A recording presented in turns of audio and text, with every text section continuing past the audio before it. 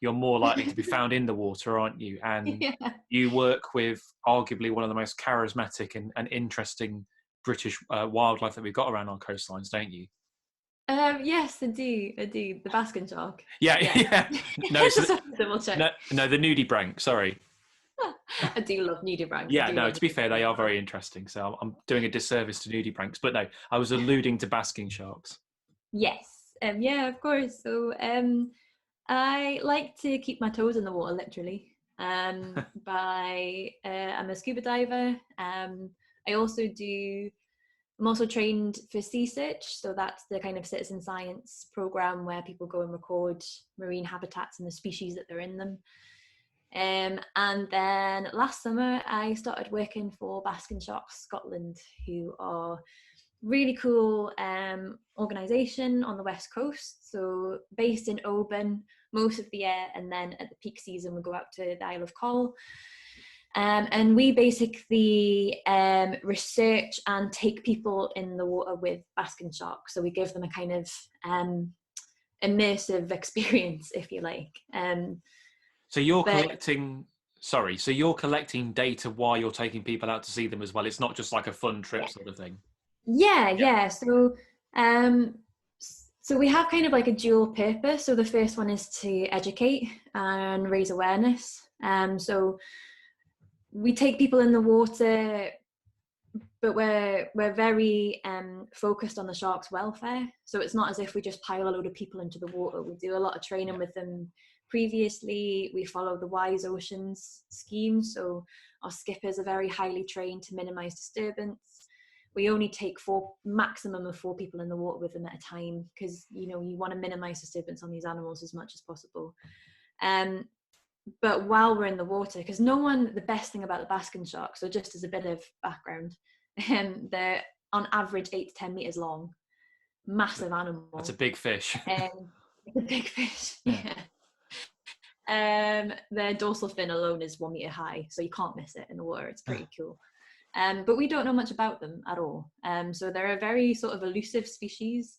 We know that they come up to the surface to breed, to feed every year. They feed on plankton. So they're filter feeders like other large sharks, like the whale shark. And basically all they're interested in all summer is finding as many of these tiny little crustaceans called copepods, as many of them to feed on as possible. But that's about as much as we know about them. We know from recent satellite tagging data that they undertake huge migrations, so you're talking thousands of kilometers, and over winter they go deep. So some have been recorded over 1,000 meters deep. But what they're actually doing down there, we have no idea. We don't know how they breed, we don't know how they mate, we don't know where they give birth.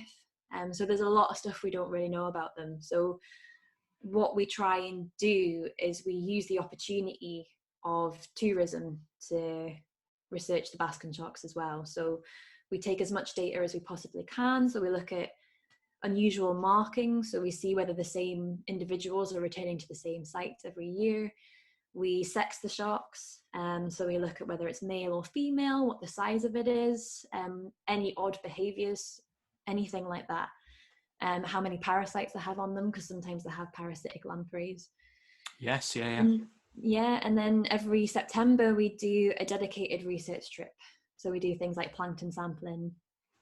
So we found a few interesting things out, such as the sharks they don't just like any copepod, they like a specific genus called Calanus, and even more specific, they prefer a certain size. So they actually look for concentrations where they've got big, fat, juicy ones, which makes sense.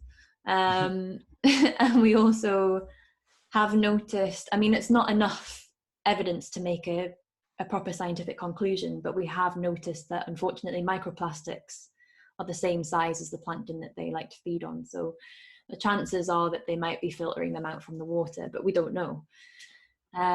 So I basically keep in touch with the marine side of things through my work with Basking Shark Scotland, and I'm incredibly lucky to be a guide with them, because they're very, very respectful of the wildlife. And if we don't feel it's safe, or we don't feel that the sharks are going to respond that well, we just don't go in the water with them. Equally, if we are in the water and we have an encounter and the shark's visibly not happy, then we get out, so it's very respectful of the wildlife, and we try and teach people as much as we can. So we also take them to the kelp forests and teach them about kelp forests and the wildlife around there. We teach them about seabirds, just kind of try and teach them about the wider marine ecosystem. I find that bonkers that the second largest fish in the world, and we know so little about it. It's just incredible. It is. I mean, I guess it's for a couple of reasons. So the first one is that the Basking shark was really extensively hunted right up until 1998, I think, was the time it got. Yeah, I was just about to say that it wasn't that long ago, really, was it? No, so we're looking at like just over 20 years ago.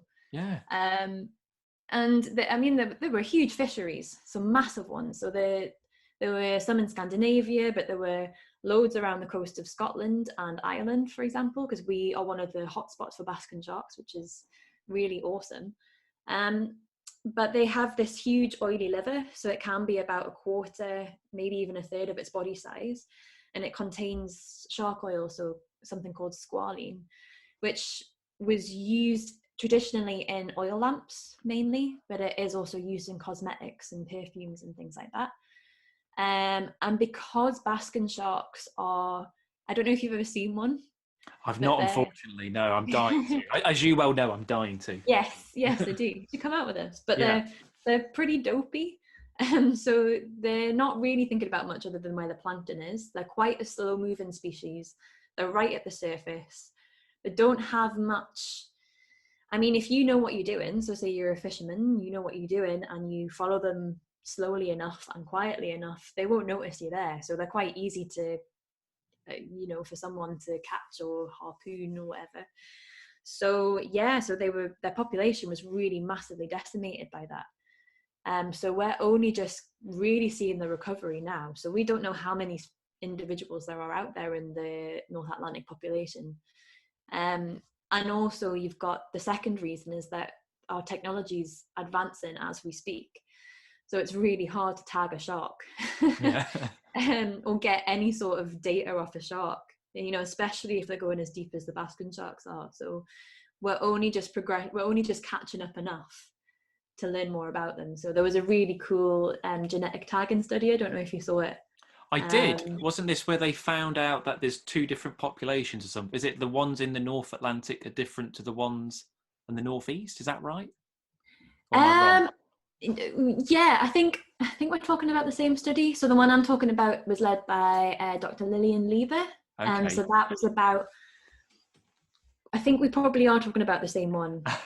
But one of their other findings was that they returned to the same sites. Okay.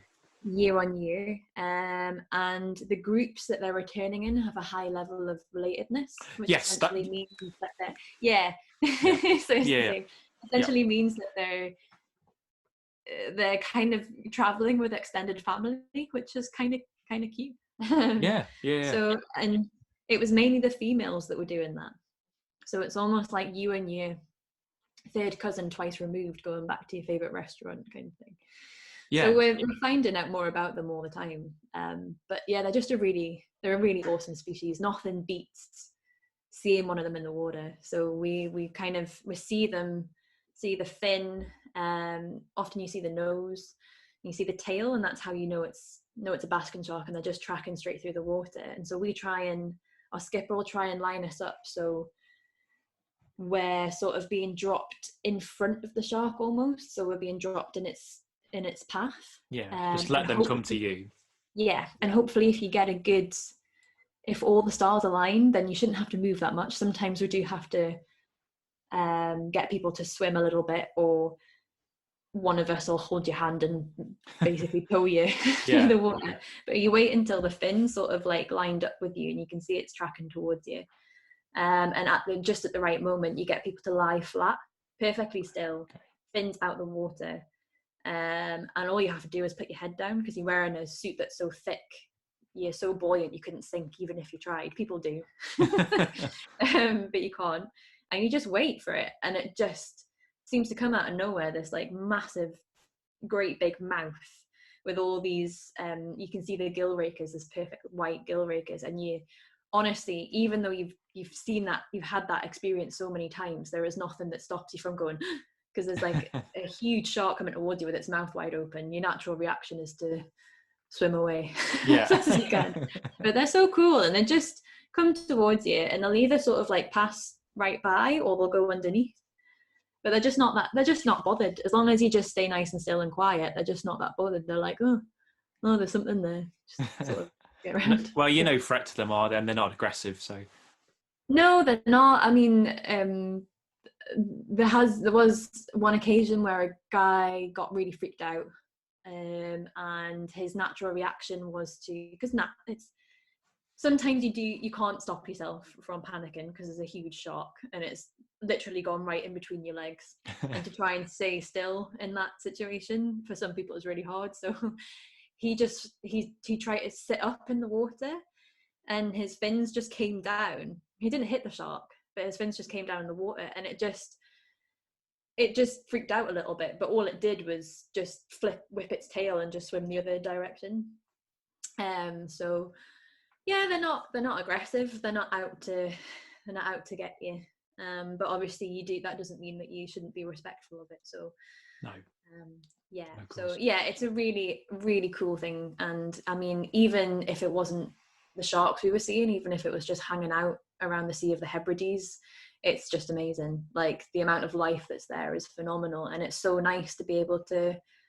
I think you'll agree with me. One of the nicest things about science communication, about filmmaking, about any role like that, is that you're actually seeing people in real time see these things for the first time and be like really amazed by them. Oh yeah, so definitely. Yeah, you can even swim down to the kelp, pick up a starfish, and people are just minds blown. Yeah.